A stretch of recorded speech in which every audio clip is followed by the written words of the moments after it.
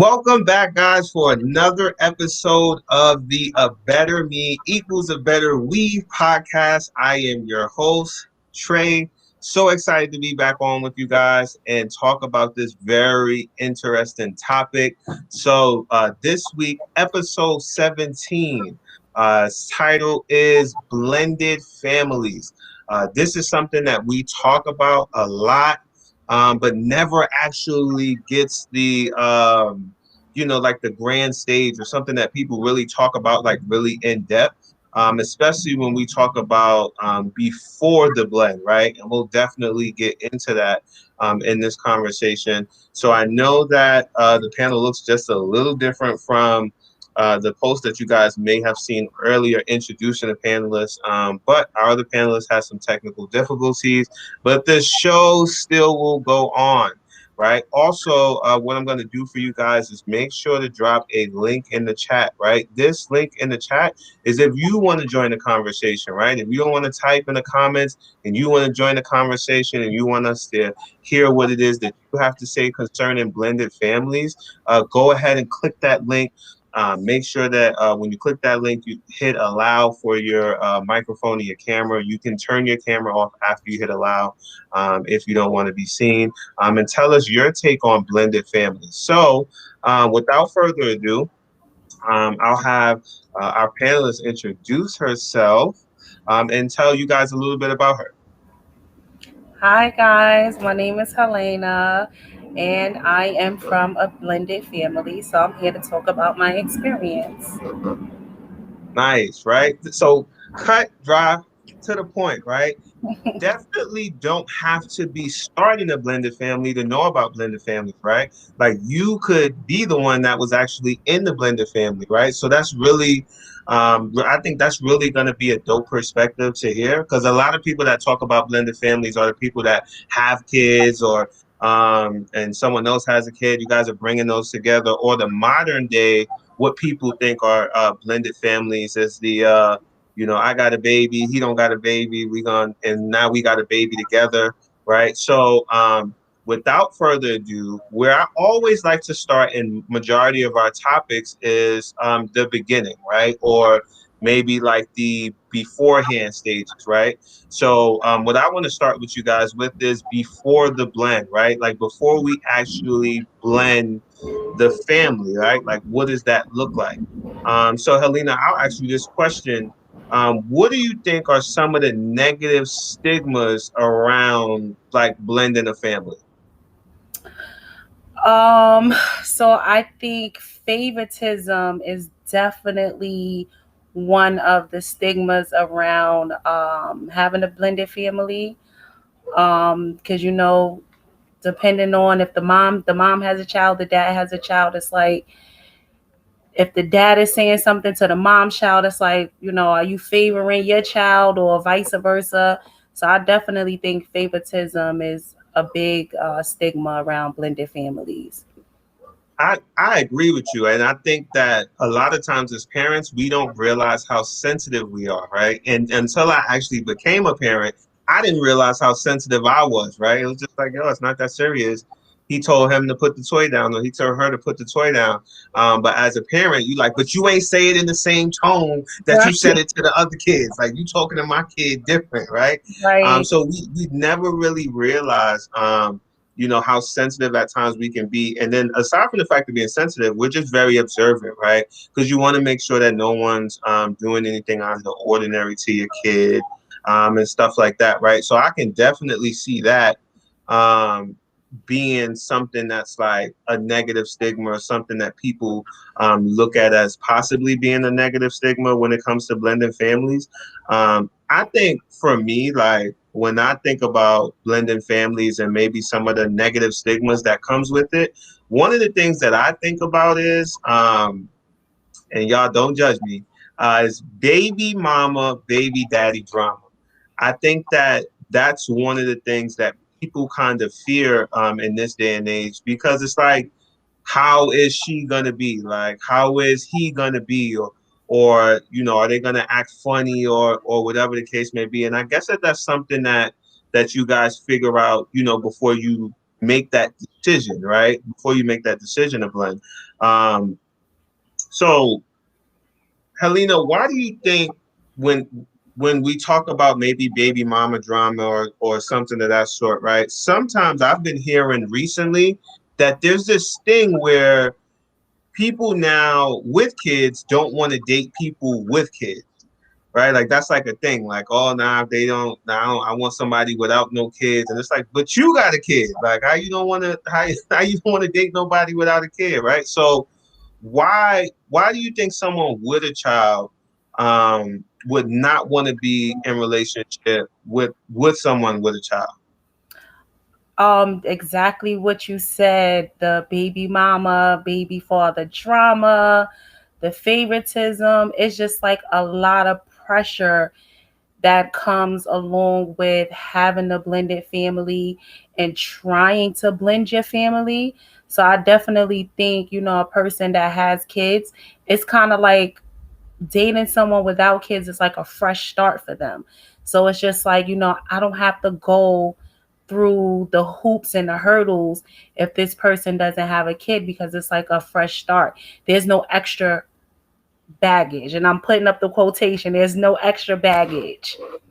Right, right. And that's like you said, it's quote unquote baggage because some people don't necessarily have to deal with that, right? Especially when you look at the sense of like if we both have children, right? And let's say we decided to blend the family, right? I'm a baby daddy, right? And my baby mother don't have baby daddy drama, right? Or you might be a baby mama. Like my baby daddy don't have baby mama drama, right? So where does this like for me it makes me think like where does this misconception come in there? Is it the internet? Is it the newspaper? Or maybe is it that we're listening to other people's like bad experiences and now it's like, well, I don't want that to happen to me.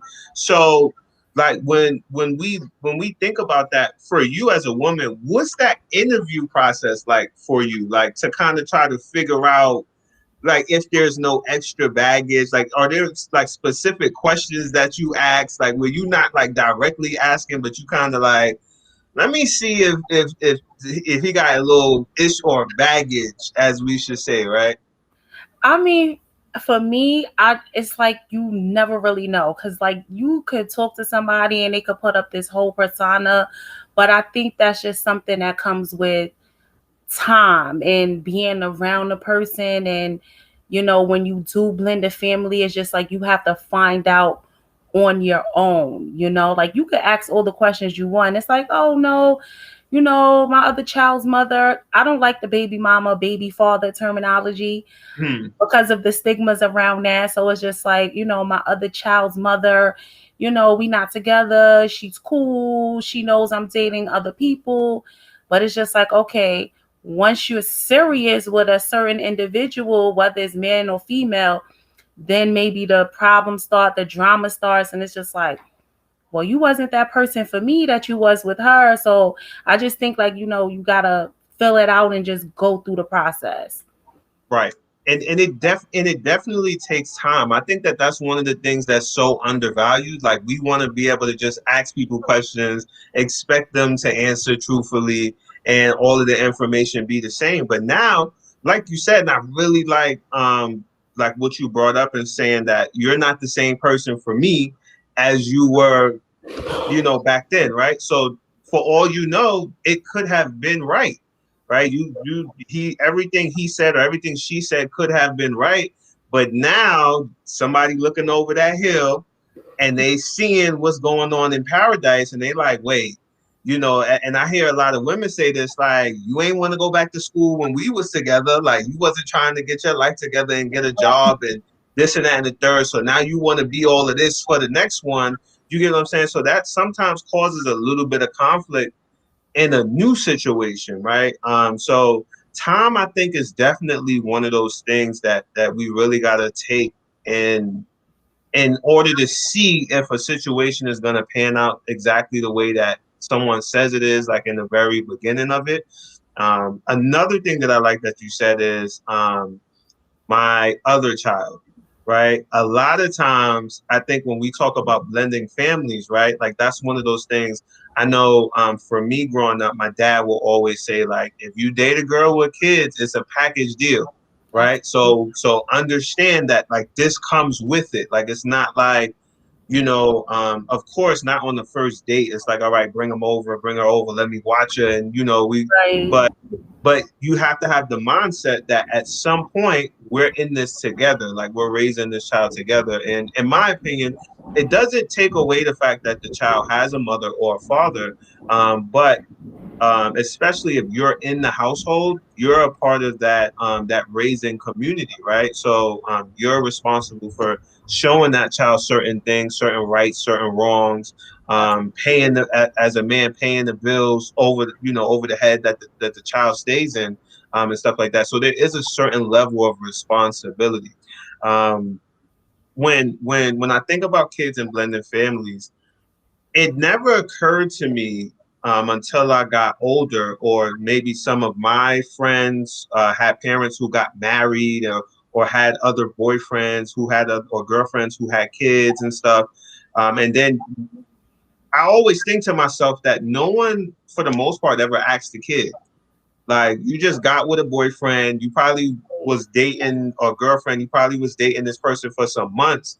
And then when you guys get serious, now, hey, I want you to meet such and such, and it really doesn't matter what you think at this point because he moving in, she moving in, and we gonna be a family, and they got a daughter or a son that's your age, so y'all gonna figure it out, right? I don't even know if I like this little boy, like, Right. like, like, Right. what are we gonna be fighting in here every day, like I know y'all seen the movie Step Brothers, like that was comedy, but they was in there, breaking bunk beds and all that. Like, what you mean, right? Like, so now when I sit and look at that, how do we prepare our children to be in a blended family?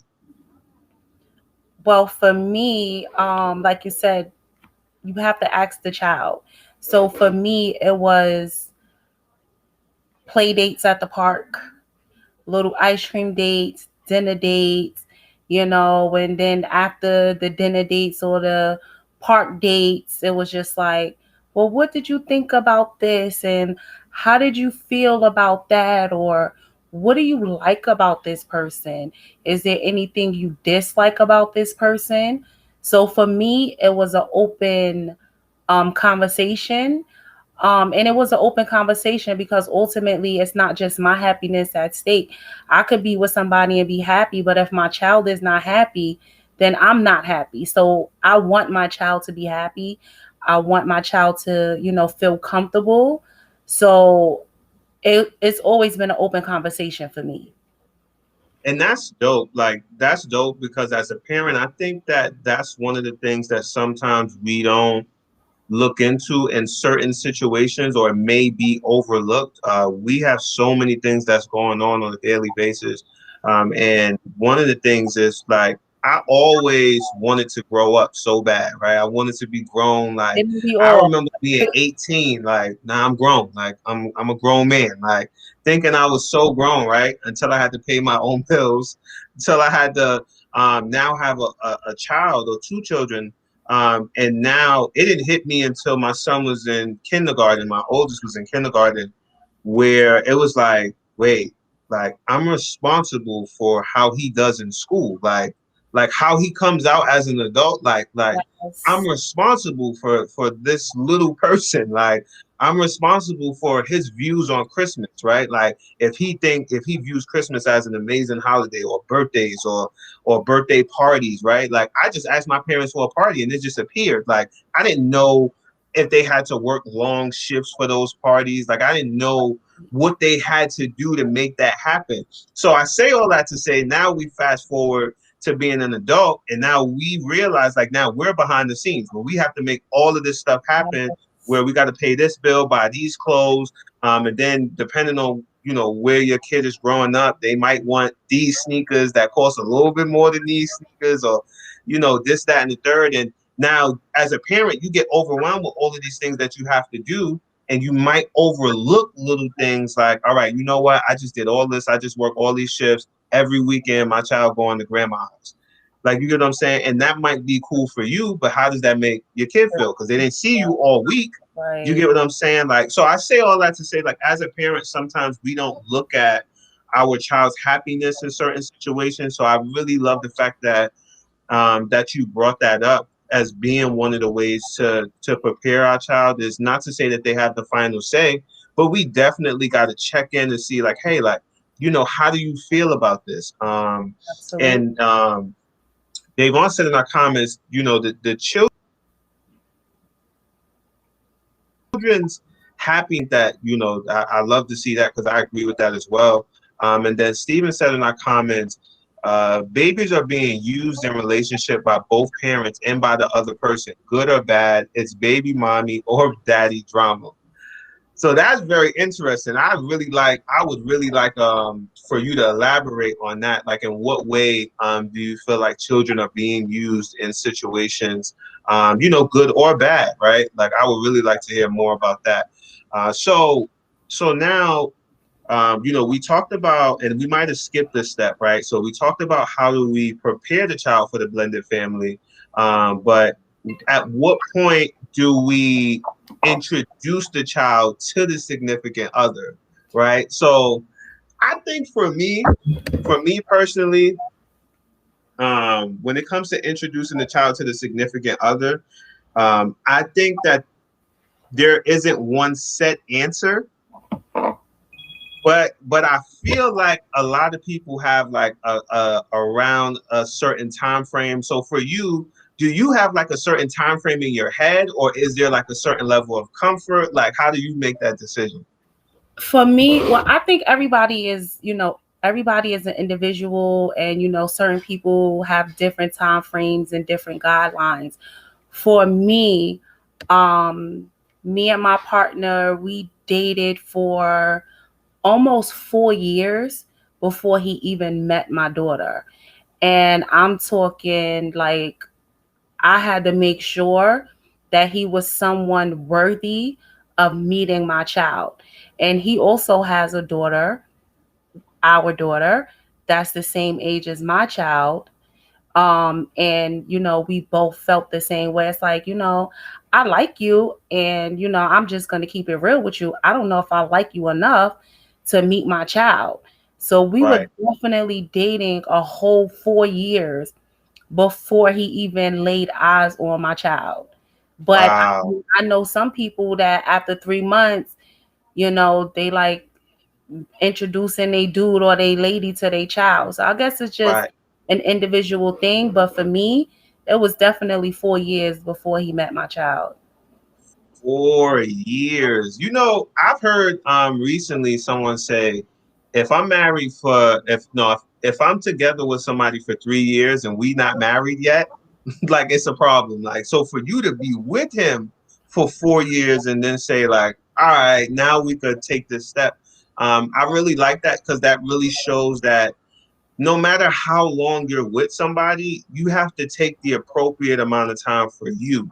And we live in a culture today where you see a lot of things like people saying, like, well, if you ain't doing this, you ain't doing this right. Or in order to be happy, you got to do it like this, right? Where almost everybody has to do things a certain type of way, or you're not doing it right. But I really do, agree with that. Like, you got to make sure that the time is right for you. Absolutely. Then the age of your child. Another question I wanted to throw in there for you, because you have daughters. Do you think it's a difference, you being a mom of daughters and then now blending a family, with this man? Do you think that the time frame maybe might have been a little bit longer because you had a daughter opposed to a son? Um, Kind of, yes, because of that reason, because I do have daughters. At the time I had one daughter, one child.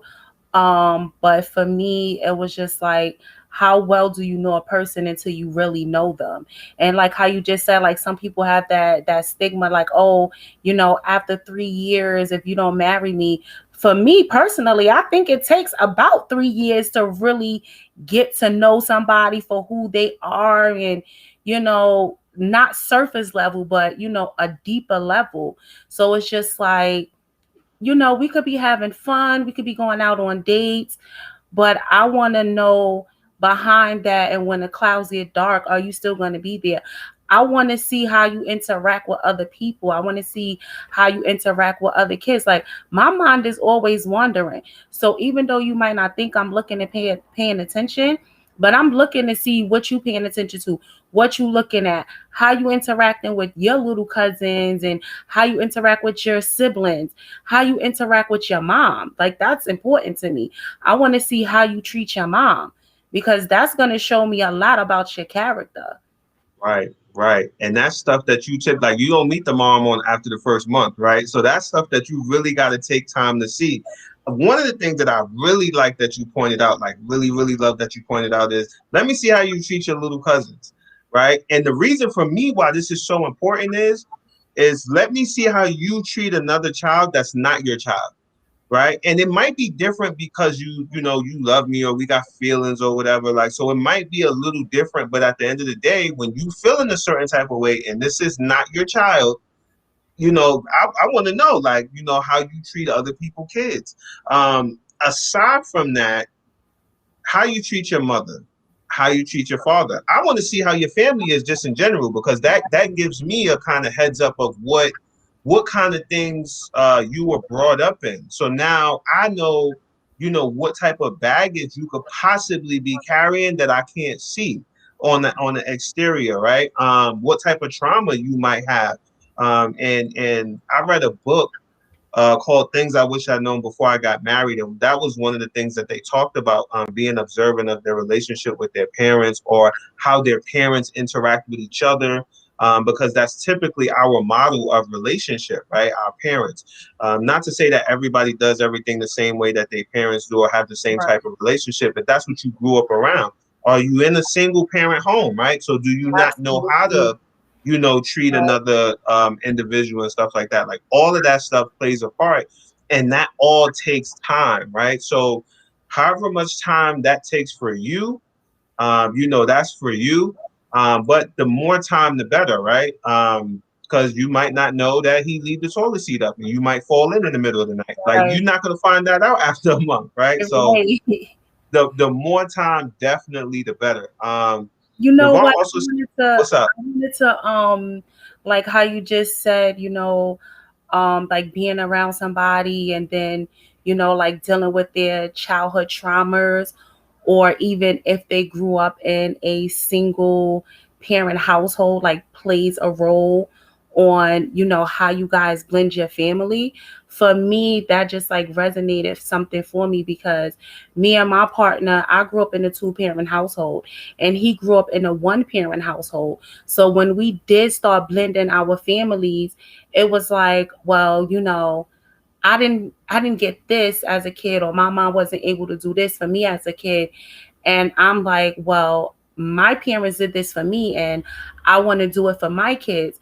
Like, for me and my siblings, my father's mother took us on vacation every summer Yeah. until we got maybe like 17.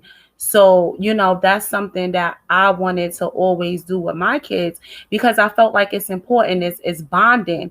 And, he felt like, well, I never got the opportunity to do that. And I'm like, well, wouldn't you want better for your Right. kids? And don't you want to, be able to give your kids things that, you weren't able to experience?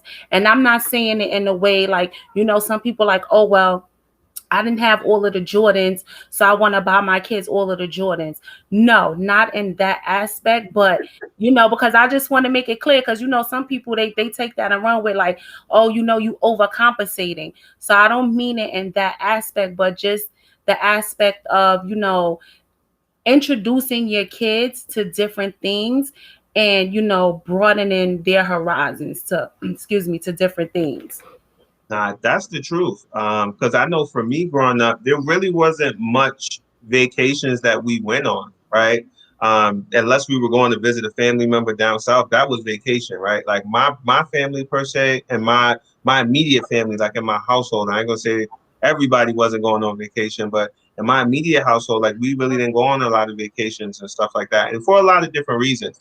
And then when I got introduced to my kid's mother, I remember saying to her, like, yo, y'all like the Huxtables, like y'all all come to the Poconos and just hang out, and one person cook Yes, breakfast, and y'all just all yes, kumbaya and doing karaoke in the house. And it was really weird for me. Like I remember sitting back on the couch, and they're like, "Oh, you don't want to play this game and do that?" I'm like, "Nah, I'm straight." Like, no, thank you, because it was just something I just wasn't used to. Like for me, a good time was like drinking, partying, the kids running around playing in the dirt. Like that was a good time. Like, but now they're planning these events and going on different trips together and stuff like that. And then now when you have kids, you like, you know what? I want my kids to have that. Or even if you didn't experience that, now that we're older and our minds are more open, I see a lot more younger parents taking their kids on vacation and to different places. So, you know, I definitely agree with that. And I think that upbringing, just to bring it back full circle, that upbringing is really something that you have to look into when we even think about something as simple as like introducing somebody to your kid, right? yes. So now, so my next subtopic, I should say, right, is now that we're blended, we are one. So what does that mean to you? Hmm. We are one. To me, that means what goes for one goes for all. Just because the rules apply to my daughter doesn't mean it doesn't apply to your daughter. We are one. So what goes for one goes for all. Like I'm not gonna tell my kid she has to go to bed at 9 o'clock, and your kid, because she doesn't go home at her mother's house until 1 o'clock in the morning, she's gonna stay up. No, lights goes out at 9 o'clock. And for everybody, it's around the circle, you know. I'm not gonna slack up on your kid as like if they coming in the house and they put their shoes down and don't put it in the shoe rack. Just like I'm gonna tell my biological kid to put their shoe in the shoe rack, the same rules apply. There's no difference. Yeah, yeah, I agree with that. And when I think about that statement, and you guys, you know, feel free to tell us in the comments, like, what do you think about that? Like, when you hear that, like, now that we are blended, we are one. For me personally, when I think, you know, something similar, right? Like, we're literally one family, right? So now, you know, like you alluded to, like, if I tell my son, my daughter to go to bed, that like your kid has to go to bed too. Like I'm gonna treat you as if you are my biological child. Like we're one family now, and it should always be the same.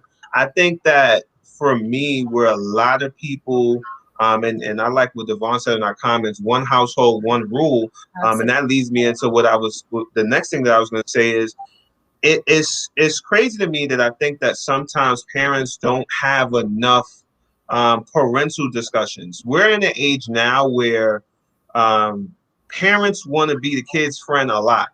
And I'm not against anyone being their kid's friend because I would love to be my kid's friend. And my dad said this to me earlier. We just had a conversation. He said, you know, I would love to be all of your friend. I like to be your friend, but understand that I have to be your father first. Absolutely. With that being said, there are conversations that when we become one, when it's one household, one rule, there are conversations that we now have together.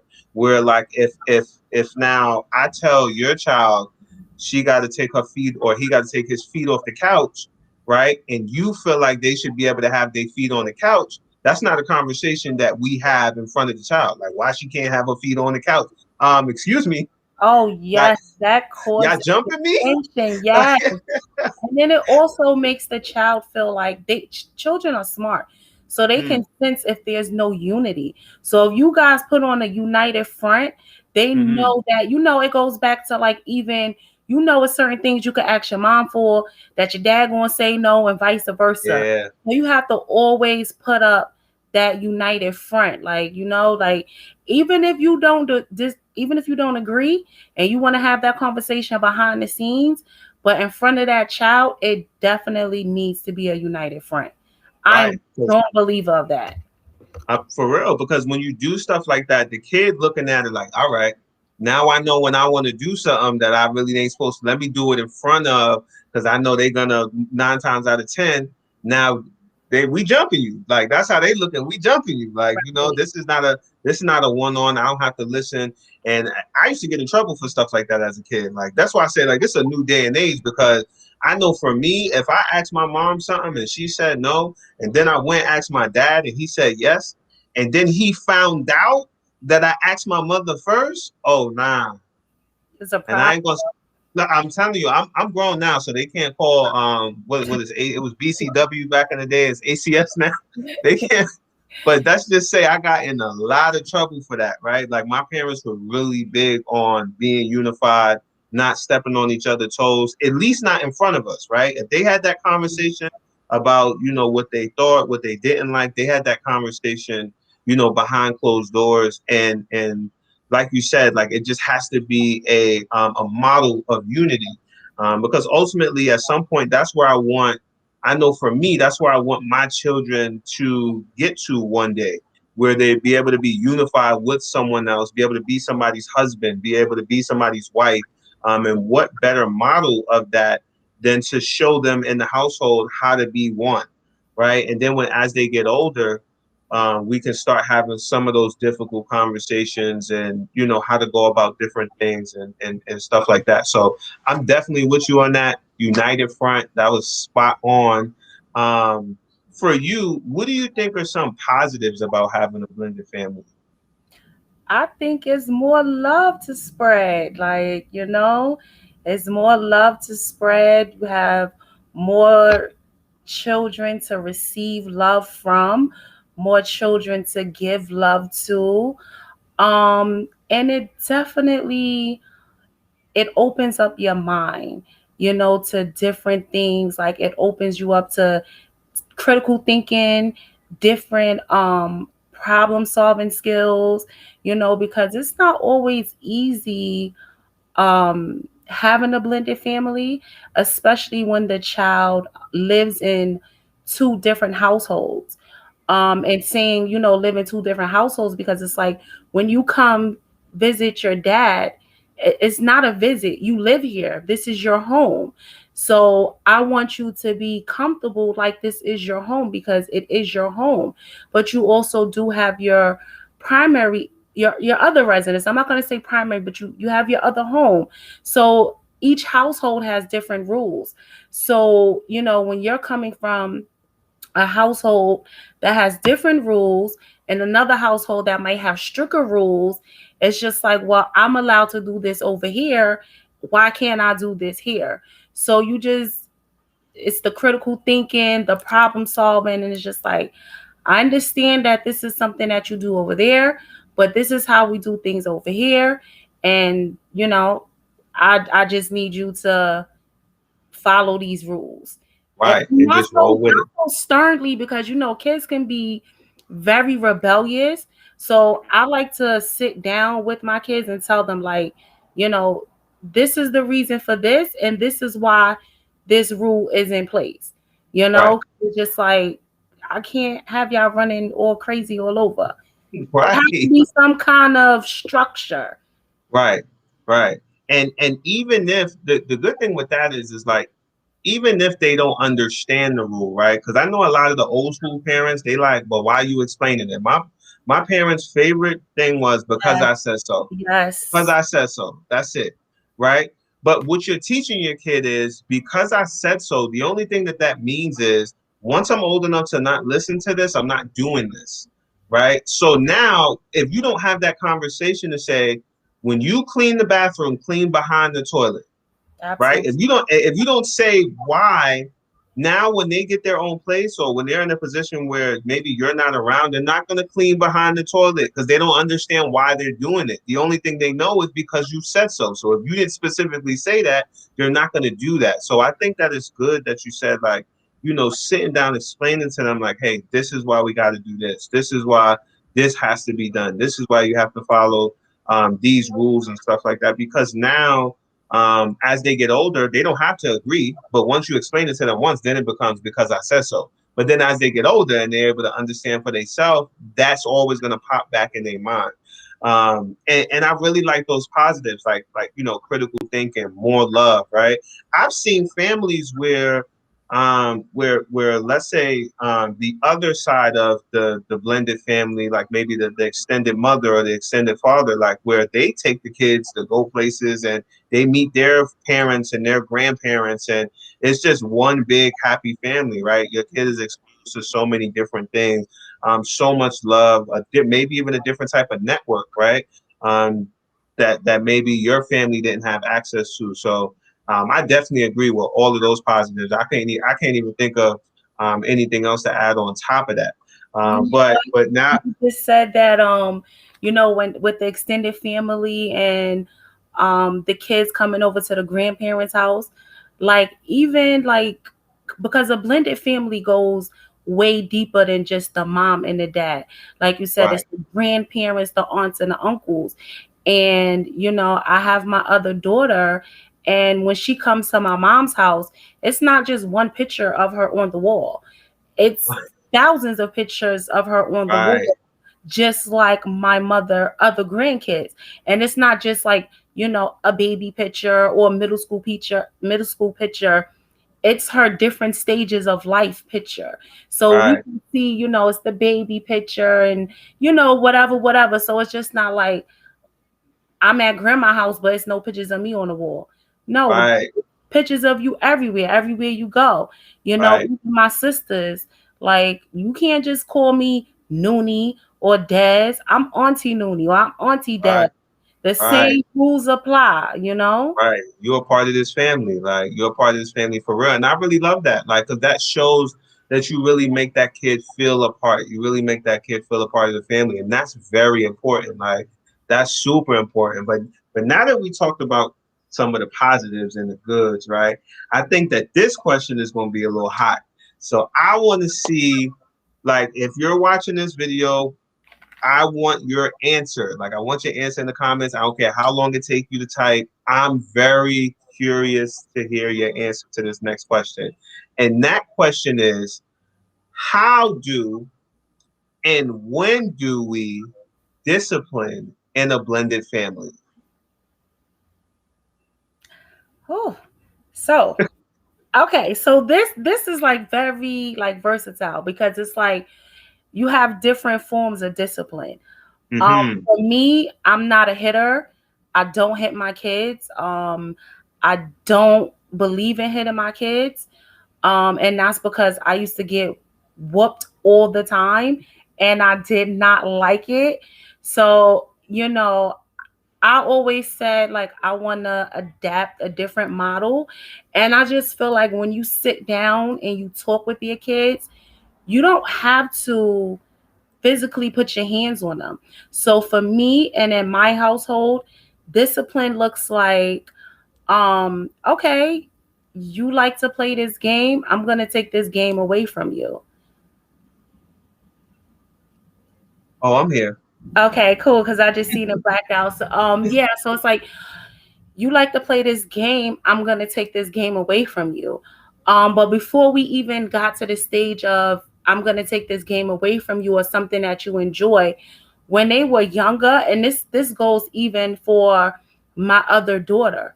When they were younger, like let's say 5 and 6, if they doing something that I didn't like or something I told them not to do, all right, you're 6 years old, you're on timeout for 6 minutes. So now you have to sit down in the corner and think about what you did for 6 minutes. You have to make the discipline age appropriate. And of Right. course, as they got older, it's like, okay, now I'm going to take away your phone.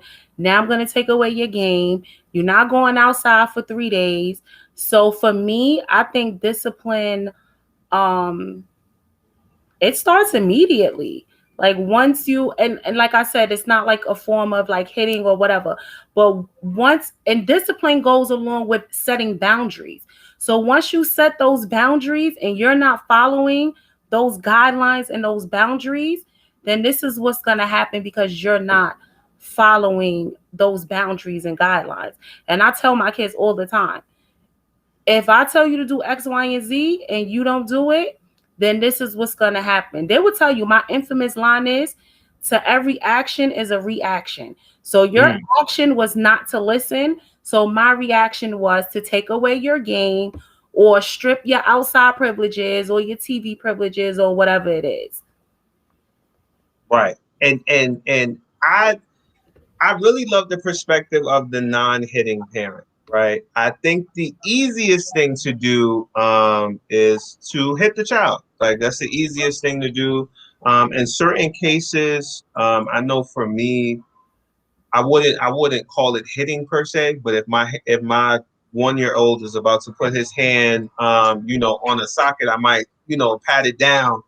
So in certain instances, I can definitely see. I won't call it hitting, but removing and being forceful in certain areas. But to be able to find different ways, different things, like you said, that are age appropriate punishments, right? When people talk about discipline, a lot of times when people say discipline your kid, they're thinking like, I'm finna get the belt and it's finna go down, right? And I like that you said that it starts immediately because what in essence, what you're saying is not that as soon as they meet you, it starts immediately. No, as soon as we decide to blend the family, it becomes immediate because, like we said in the beginning, now that we're blended, we're one. So we're one rule, one authority, and one front, and we have to, act as such. So if I make the decision to blend the family, I have decided that as a parent, I trust I trust your thought process. I trust your decision making, and that if there's anything that you tell my daughter to do or not to do, is for a good reason. And then again, that's where we have adult conversations in the case that the child feels like it's not. And then we can explain to them, how it makes sense, right, as a unit. But I do agree with that. Like discipline should, in my opinion, start immediately once the family is blended. And as parents, we have to be supportive of our significant other when it comes to discipline. Um, if you live in a household that where y'all whip and tail, then that might look a little different for you. Right. I can't really I can't really speak on that. But if that's your situation, that might look a little different for you. But I agree with that. Like once we blend it, we won, and you got to listen because you're not going to be in here with the you're not my mama, you're not my daddy. Oh, Like we nah, gonna I pay build the this bills in here. respect. Right. We're gonna build this level of All respect right, right now from the put door. some respect on my. Yes, we're gonna build it from the door because I ain't having it.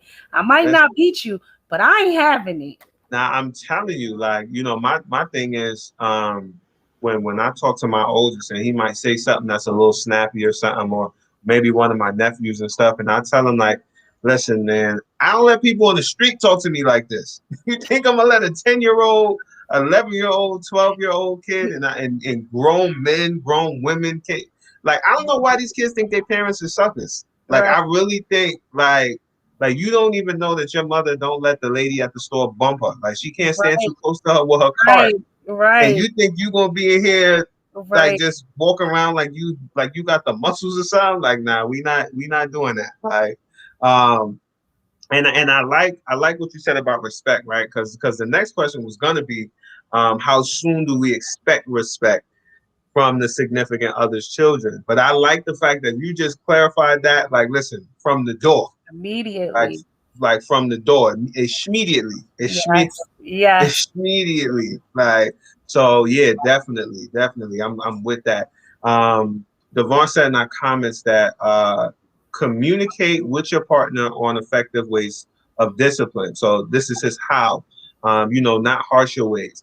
And then when both parties are comfortable to blend the family with the mindset that we are one. So I can see that we're in agreement that once we come together, we're gonna do this. How we gonna do it? We'll figure it out as a unit, but it has to be done, as a team. Absolutely. Um, for you, how important are boundaries in a blended family? Um, Boundaries are extremely important. Because if you don't set those boundaries from the beginning, kids will test their limit. So you have to set those boundaries immediately. And it's like, when you're in a blended family, and let's say, you start dating this person and you meet their kid when they're 2 years old, as opposed to being 14, the boundaries are already set early. So Hmm. that 2-year old already knows you, and they know, of course, they're going through the stages. So as they get older, they're learning.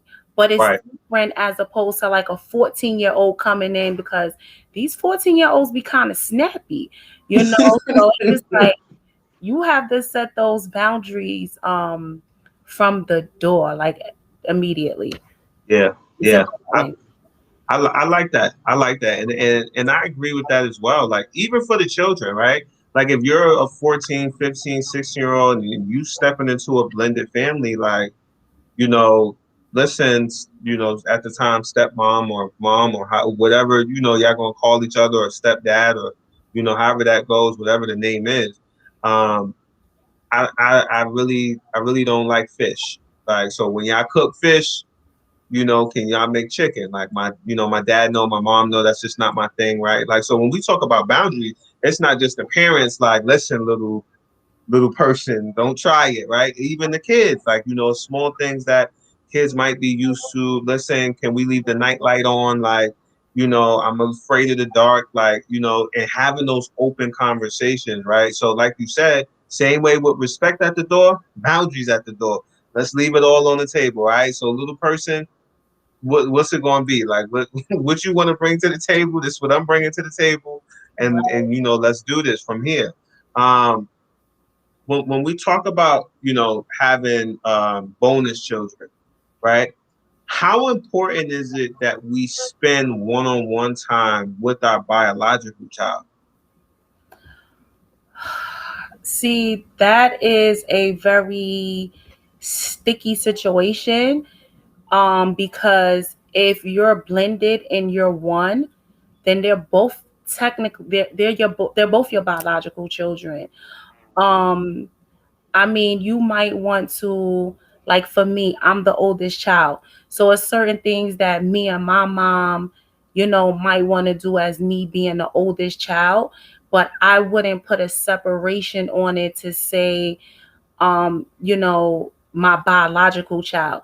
Like, it might be some things that my oldest daughter enjoy doing that my other daughter might not enjoy doing. So it Right, might be times where she doesn't want to tag along, and we'll do this. And it might be times where my oldest daughter don't want to tag along, and me and her sister will just do our thing. So right, for me, I don't think it's just spending time with your biological child, because then it's like you're singling out the other child. So you gotta mm, make it to a way where it's just like everybody is getting that equal amount of quality time.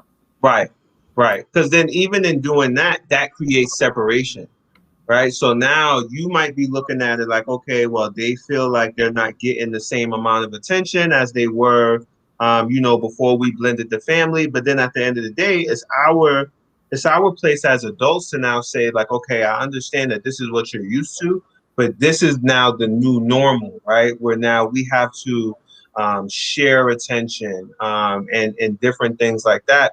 And I think it's almost the same, not exactly the same, but almost the same in the sense of having a new child with somebody, right? Like, if you have a new child, do you say, I need to spend more time with the oldest child because they're not used to having a new baby around, right? Because now you're creating division. Um, Casey said in our comments, and I really like what she said. She said, time should be equally spent with all children. We don't want to make one child feel more loved and cared for than another.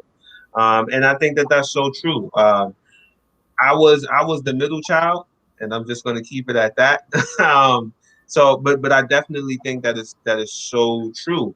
And I also like what Devon said in our comments, due to the fact there are individual personalities, individual time should be spent.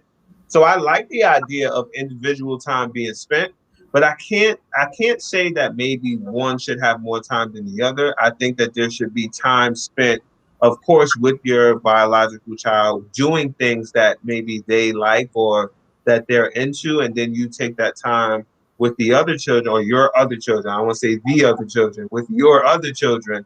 And so I think as parents, we have to be able to say, I know he or she likes to do this, he or she likes to do this, and make sure that we're spending enough time. So I don't think we have to maybe say this one needs more time, but just make sure that we're spending enough time Absolutely. with all of our kids. Like that's super important. I had a meme that I was gonna put up on the screen for y'all. Um, and because we're now on Anchor, Spotify. We're also on Google Podcasts and a few other audio sites. I didn't want to put up on the screen because I felt bad for the people that wasn't going to be able to see it. So I'll explain to you guys what the meme said, right? So someone sent me a meme the other day where it was a couple speaking, and the mom was asking the dad, like, "Hey, did you get child number one?" And he said, "Yes, I did. I'm with him now. I just got the new car. We're driving around. Whatever. I'm spending some time with him." And then the mother asked, "Well, did you get child number two?" He said, "No, I didn't go get him. I wanted to spend some time with my son and enjoy my new car or whatever, as far as like picking him up from school or whatever."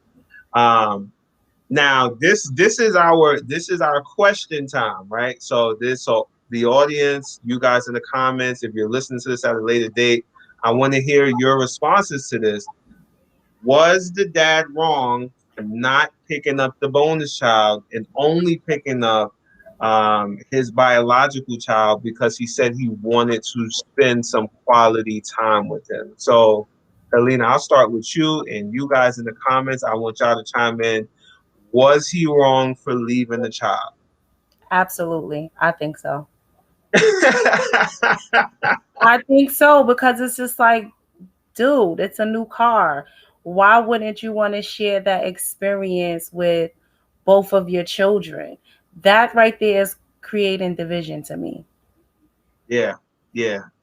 For me personally, I think outside of the quality time and the division, how you gonna leave the child at the school? Did you guys discuss like? And so it wasn't a lot of context in the meme. So sometimes memes they kind of annoy me because I'm thinking like past the meme, right? Like, so did y'all even discuss who was gonna pick the kid up? Like, so what if it was me picking child number two up, and I left your child here, and was like, oh, I want to spend some quality time, Right. with my child like that. So for me, that was just like, wait, what? You left the kid there, like Hey, you kind of like hey, you got a new car. Why you ain't come pick me up first? We right. left the kids at school and had lunch. You talk about the kids, pick me up. Like we could have all did this together. This could have been a group trip, right? Like this could have definitely been a group trip. So for anybody that's new, because I see a few people just joined, right? We're discussing a meme that we just saw. In the meme, a dad went and picked up child number one from school. He just got a new car. He riding around in his new car. The mom texted dad and said, "Well, did you pick up child number two from the same school?" And he said, "No, I did not. I'm driving around with my son. Got my new car. I wanted to spend some quality time with him." And the question has been posed: is he wrong for leaving child number two? So I definitely want to hear what you guys got to say. So Casey said in our comments, absolutely. She also said that that should have been bonding or been a bonding moment for both kids. Right. And then Hannah said in our comments, if he went and got the bonus child and spent one-on-one time later with the same treatment as one child. And I think that you could have did that, right? You could have went and got the other kid, or your bonus kid, dropped them off, and then you could have spent the same time. Like, but to say that now we have to create the separation, like I think you make it into something when you try to force it, right? You forcefully left that kid out. Like he was there. Like he was there already. All you had to do was just pick him up. But to leave your child at the school, because y'all blended family now, so that's your child. So to leave your child at the school, and then say that's not my kid. I'm trying to spend some quality time with my kid. I know that was a conversation when she got in the house. Like I don't know. What about you? Like, you think like what would be your like what would be your reaction? I scratching out like, I definitely, I would be upset. I'll probably, I love the silent treatment. So I probably would have definitely given the silent treatment for like a week.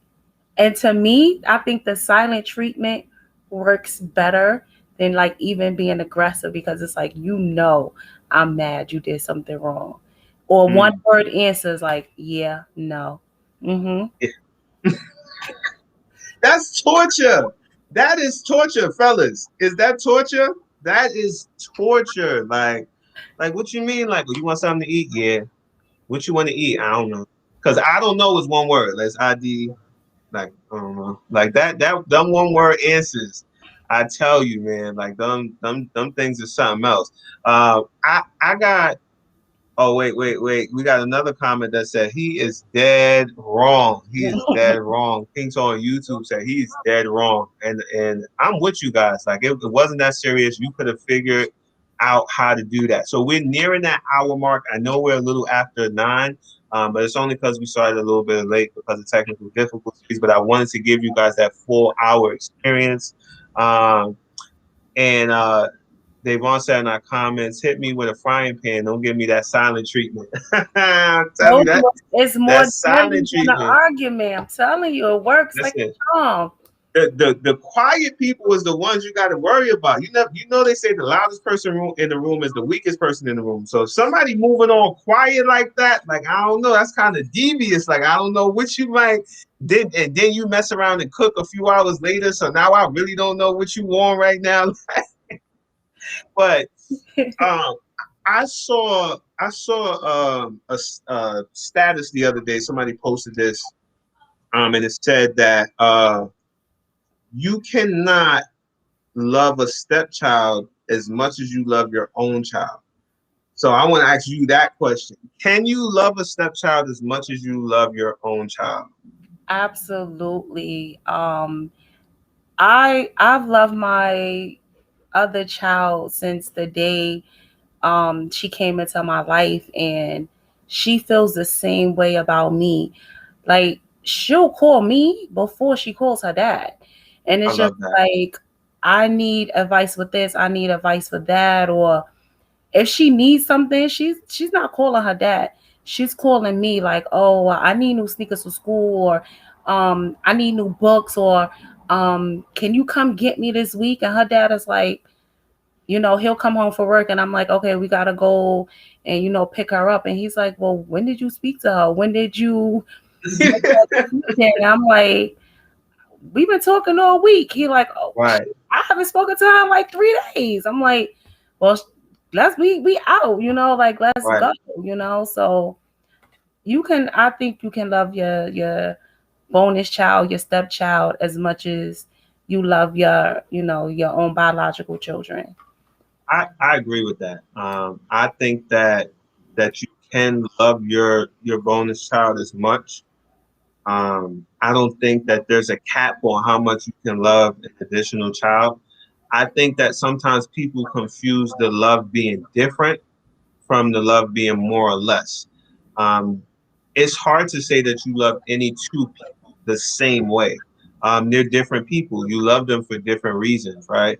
So Even with my parents, like I have a few other siblings, and I know that my parents don't love any one of us any less, that's but absolutely they love us different. Like you get what I'm saying? Like I can call my mom and ask my mom for $5, and it's one of my siblings that can't ask neither one of my parents for no money, right? And that don't mean that they love them any less. It's just different, right? right. And I think that sometimes that's what we confuse. Casey said in our comments, yes, children are just full of love and should be given nothing but love in return, unconditionally. So I definitely agree with that. They've also in our comments, yes, I believe it's possible to love your stepchild just as if you would love your own biological child. Better question, is it okay if you don't? You trying to get spicy 2 minutes Right. before the episode Right. ends. Like I need I feel the need to ask that question. So like, is it okay if you don't? I mean, I don't think that it's okay because it's just like I don't know. People, people are different. Everybody has their own feelings. Some people don't show love the same way. But I know for me personally and with my experience, I always tell my daughter that she completes our family. Like she brings something to the household that's just missing when she's not here. Like it's just a different vibe when she's around. Like it's just like we just all fit together. And when she goes home, everyone is just like we sad and gloomy because it's Yeah, like she's a piece of the puzzle that's missing. I love that. I love that. That's amazing. That's you almost made me tear up. Like it's just different when you it's piece of the puzzle. Y'all gonna have to move her in. Seriously, I'm so serious. Like, yeah. Like that was very sentimental. Like I don't know that I'm gonna be honest with you. Like when y'all see the clip, that's this gonna be the clip for the next for the wrap up for this episode. So that was it. That was I'm gonna put some sad music behind that. No, I'm just joking. I'm just joking. Um, I really love this, and it's funny. Me and Helena, where we were talking behind the scenes, and she was like, "I don't know why you ain't been having me up here," because she right now, look, right now she very articulate, right? But before I don't know why you ain't been having me up here because I've been waiting, like. And Steven said in our comments, he said, "Wow, your host is on point. Make sure you invite her again." So listen, this is what the people want, right? This is what the people want. So y'all definitely gonna see her again. I had a great time talking about this particular topic, but I got one more question for you before we head out, right? And even for you guys in the comments, one more question. I'm not gonna hold y'all for too long. How do we make it last? How do we make a blended family last? Communication. Communication is when I say it is key, communication is key. If you guys are not communicating, it's like I always say, like me and my significant other, we always say like you guys can be in the same book, but you're not on the same page. So if you're not on the same page, then nothing is going to work. So it's just like you have to be able to communicate with your partner, and you have to also be able to be receptive to criticism, and be open minded. Like if your partner is saying to you, I don't like this, I don't like that, you have to be willing to bend a little and take constructive criticism, because even for me it's hard sometimes to take constructive criticism, but it's just like I want this to work. I want to have open communication. So communication is key, because without communication, what do you really have? You don't know what you're doing. I'm with that. I'm with that. I agree with that 110%. Like, no matter what you're in, what type of relationship you're in, work relationship, at home, no matter what you're doing, we have to make communication priority number one. Because without communication, like how like we don't know the proper expectations, the proper goals. Like we don't know if he wants to go left or right. Like we gotta communicate. Like if you go in the store, and you just walk in there and say chopped, how does Ak know you want to chop cheese? Like what if you get chopped tomatoes, and or what if you get like a Not macaroni onion. salad? Like how can you be upset if you don't get what you if you don't properly communicate, right? Or you get those people like I said no mayo. Actually you didn't. So if you Chop. don't right, just chop, right? Right. Like I don't know. If anything, I think that's like a slang for saying, "Oh, what you trying to say? I'm ugly? Like I'm chopped? Like what? Like I don't know what you're saying to me, right?" So communication, I'm with you on that. Casey said in our comments, communication, understanding, compromise, trust, being open to change. All good things, especially to being open to changes. Because when we talk about blending the family, there are a lot of things that's going to change. Our normal is now becoming a new normal that we're all going to be able to share and hopefully thrive together. One of the things that we talked about, yes, we talked a lot off air. One of the things that we talked about was being in a flower pot that's too small. And then when your roots grow or that plant doesn't have enough room, you have to take it out and replant it into another pot that has more space for it. And it's the same thing as blending a family. Like your new normal was this one pot, and now your family is extending, your plant is growing, and now you need more space, a new normal for you and your new family. So we got to be open to change. So I really like that Casey said that. So um, that wraps it up. Do you have anything for our viewers before we head out here? I just want to say thank you guys for tuning in and taking part and listening. And thank you guys. And thank you for having me on. I really enjoyed myself. Listen, once you on, you become on call. So now you gonna be you might wake up Tuesday morning and you might have an invite in your email. Like now you on, you're a part of the fraternity. It's over now. So yeah, thank you so much for being on. Everybody that listened, everybody that tuned in. If you shared the video, if you're watching the video, share the video. Somebody wants to see this. Somebody needs to see this.